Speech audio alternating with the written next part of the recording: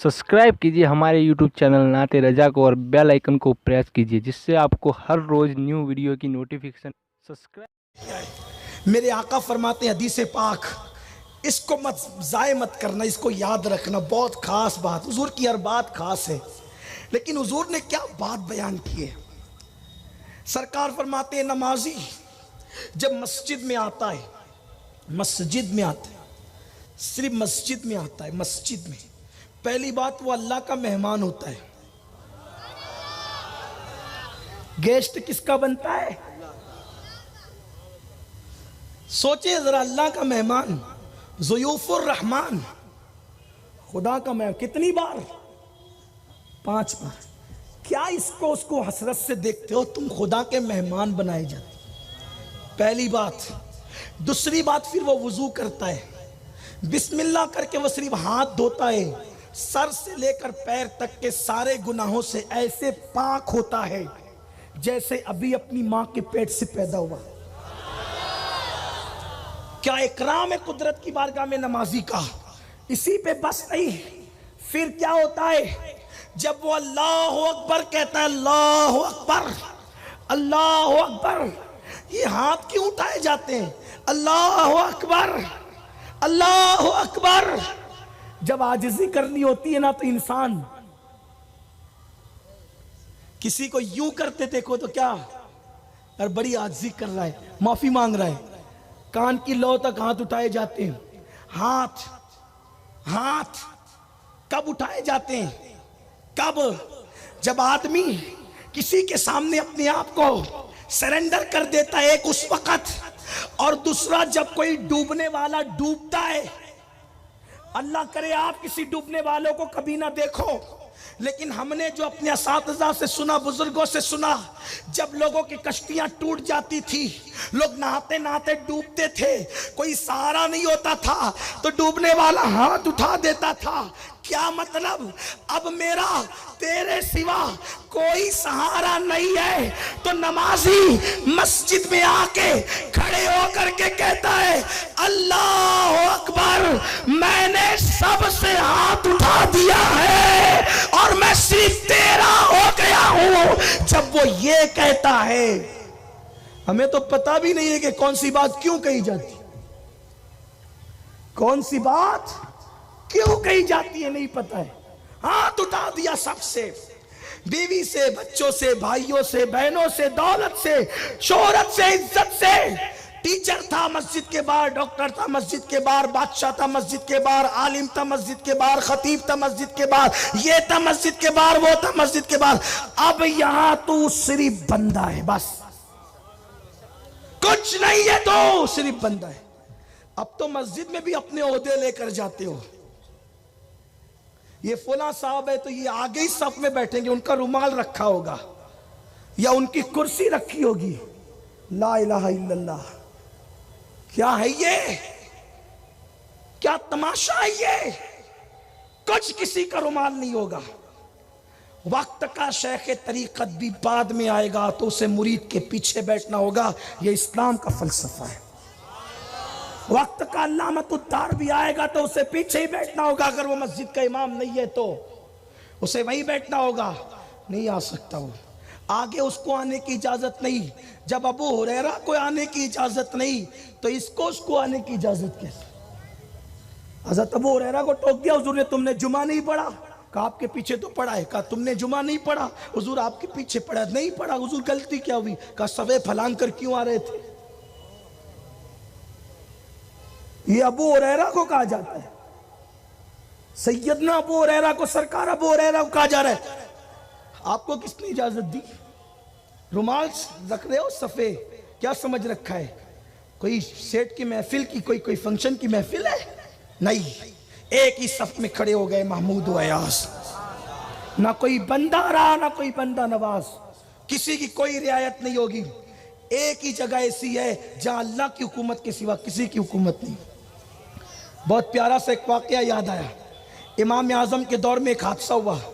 एक शख्स से बादशाह नाराज हो गया। उसने कहा शाम से पहले पहले मेरी सल्तनत छोड़, वरना कत्ल कर दूंगा, फांसी पे लटका दूंगा। ये दिन भर बेचारा परेशान रहा कि कहाँ जाऊं, इसलिए कि बगदाद से मैं कितने दिन भी सफर करूं तो इसकी सल्तनत से बाहर तो निकल। शाम से पहले दोपहर तक तो टेंशन में रहा, शाम तक परेशान हुआ, जब चंद घड़ियां बची तो किसी ने कहा इमाम आजम के पास जा, इमाम आजम के पास जा, वो आसानी से मसले हल करते हैं। इमाम आजम का क्या फन था बताऊं, क्या फन था। मेरे आका ने अनस इब्ने मालिक को कहा था, अनस तेरी मुलाकात एक बंदे से होगी, उसका नाम नोमान होगा, उसको लोग अबू हनीफा कहेंगे, मेरी एक अमानत उस तक पहुंचाना। कहा या रसूल अल्लाह क्या? हुजूर ने अपना लुआब निकाल के हजरत अनस के मुंह में डाला, कहा ये थूक उसके मुंह में डाल देना, इसका फैजान जारी होगा। इसीलिए जब कोई नहीं बोलता तो इमाम आजम बोलते थे। आजकल के छोटे मोटे मौलवी 3-4 हदीसें पढ़ के कहते इमाम आजम को तो सिर्फ 17 हदीस आती थी, उनके असातिज़ा 10,000 थे। मुल्ला जी आपको खबर क्या है, आपका मजहब 1857 के बाद बनाए, आपकी औकात क्या है? आप 17 हदीस की बात करते हो। उनके गुलामों के गुलाम मेरे इमाम अहमद रजा ने अपनी तसानीफ में जितनी हदीस लिखी है उससे 9 जिल्दें भर गई है। जब 14वीं सदी के मुजद्दिद इमाम अहमद रजा के इल्म हदीस की शान का ये आलम है, तो उनके इमाम आजम की शान का आलम क्या हो। जाए इमाम आजम के पास। वो इमाम आजम के बाद हजरत बादशाह ने कहा कि शाम से पहले पहले मेरी सल्तनत से बाहर निकल वरना कत्ल कर दूंगा। उसने कसम खाई मुझे कत्ल करेगा। कहाँ जाऊं? मैं जा मस्जिद में जाके बैठ जा, मस्जिद में जाके बैठ जा। और उससे क्या होगा? उसका फतवा तो हमने देना है। मस्जिद में बैठ जा। गया मस्जिद में बैठ गया। काजी के पास मामला आया, काजी ने रुजू किया। क्या होगा? फरमाया मस्जिद पर किसी की हुकूमत नहीं,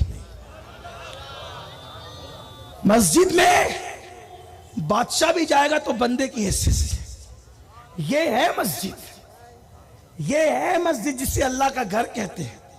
निस्बत तशरीफी हासिल है इसको मस्जिद को। सुभान अल्लाह। तो बहरहाल बात करने चला था कि मस्जिद में आ गए, अल्लाह अकबर कह के खड़े हो गए, सबसे हाथ उठा दिया।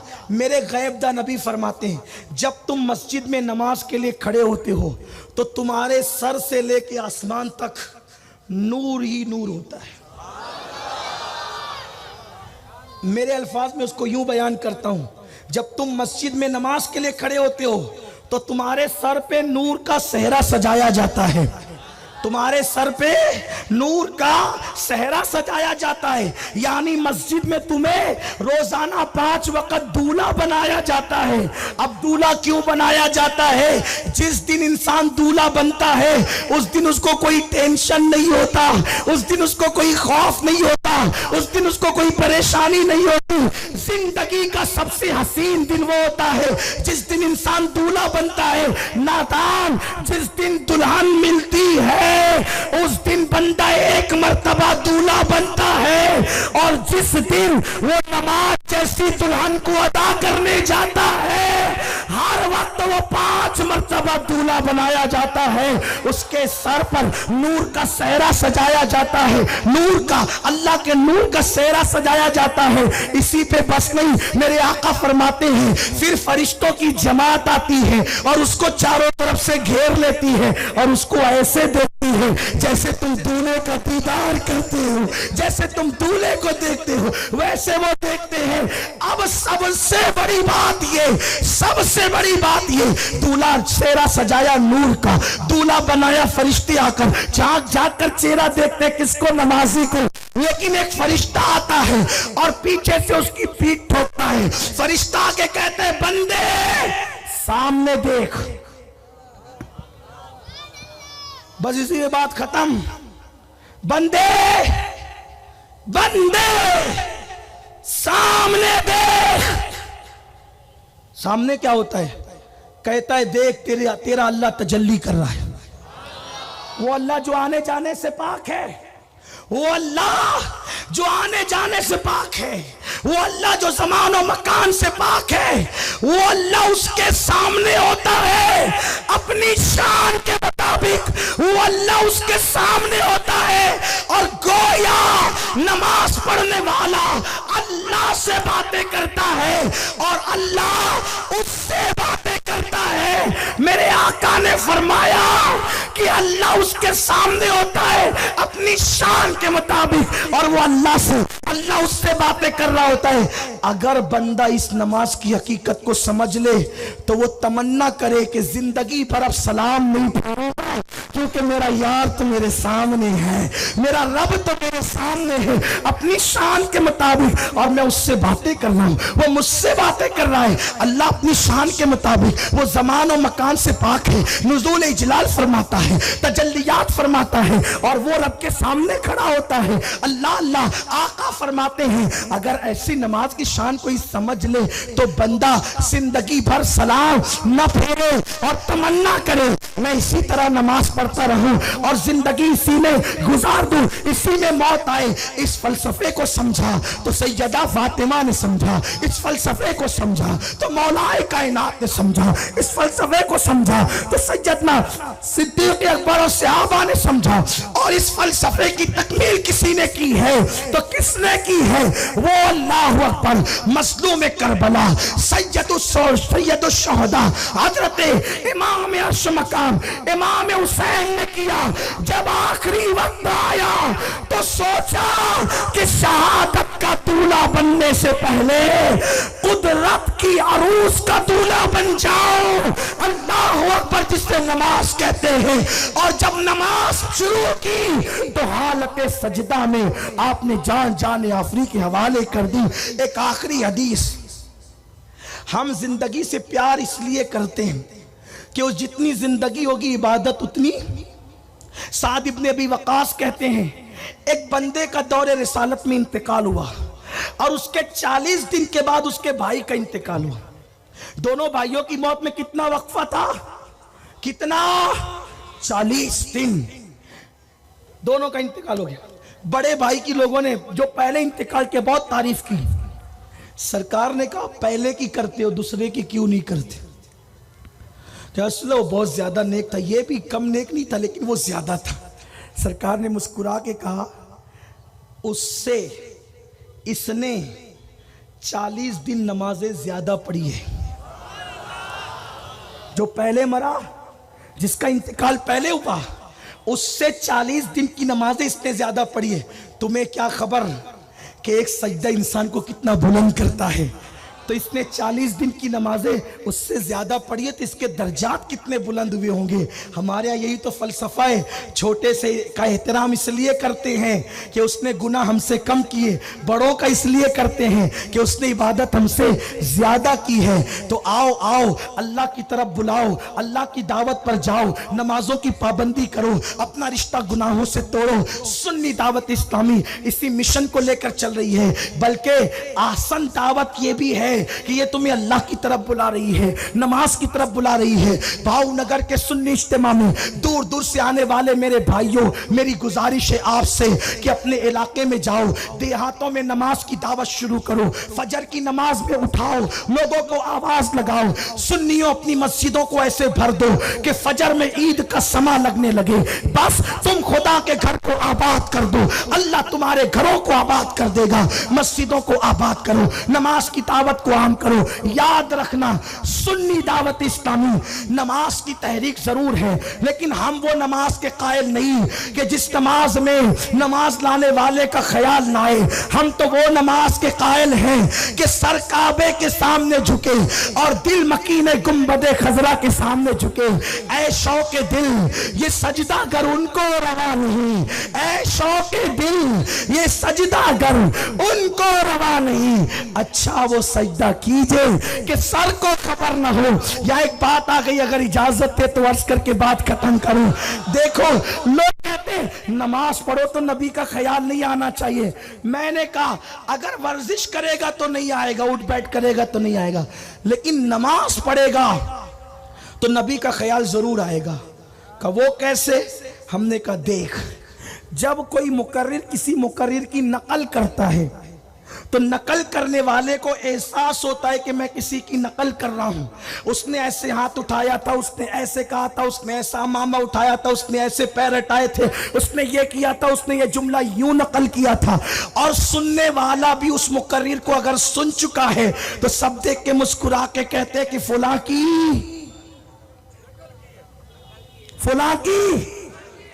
कोई क्रिकेटर किसी क्रिकेटर की नकल करके बैट उठाता है तो उठाने वाले को एहसास होता है कि मैं किसकी नकल में उठा रहा हूं, और देखने वालों को भी पता चलता है कि किसकी नकल में ये उठा रहा है। बॉलिंग करने वाला बॉलिंग करता है जिसकी नकल में, तो उसको एहसास होता है कि नकल किसकी हो रही है, देखने वाला। अब नमाज तू अपनी मर्जी से नहीं पढ़ सकता, कुरान ने पाबंद कर दिया। नबी की तरफ जा, रसूल पाक ने कैसे पाबंद किया, सल्लू कमा रायतुमूनी वो सल्ली, नमाज ऐसे पढ़ो जैसे मुझे पढ़ता हुआ देखते हो, यानी मेरी नकल करो।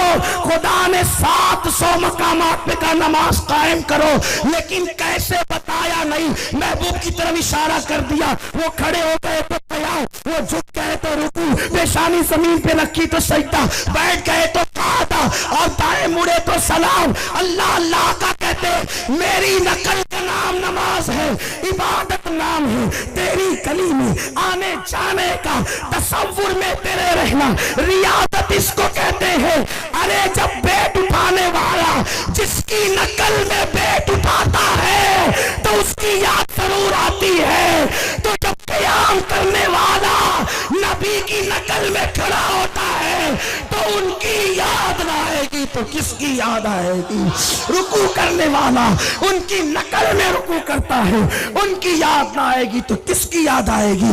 इसीलिए मेरे इमाम ने कहा, दिल है वो दिल जो तेरी याद से मामूर रहा, सर है वो सर जो तेरे कदमों पे कुर्बान गया, और तुम पर मेरे आका की इनायत न सही नजदियो कलमा पढ़ाने का भी एहसान गया।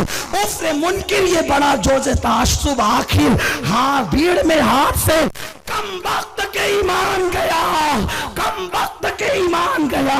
और कहते हैं जानो दिल होशो खिरत सब तो मदीने पहुंचे, जानो दिल होशो खिरत सब तो मदीने पहुंचे। तुम नहीं चलते रजा सारा तो सामान गया। जिसकी दुआ कबूल न होती हो वो अजान और अकामत के दरमियान या अकामत और तकबीर के दरमियान दुआ करे, उसकी दुआ को शबे कब्र की दुआ का दर्जा मिल जाता है। अल्लाह हम सबको तौफीक दे। गुफ्तगू के दरमियान कोई गलती अल्लाह माफ करे। अस्तगफिरुल्लाह रब्बी मिन कुल्ली ज़म्बि व अतूबु इलैह।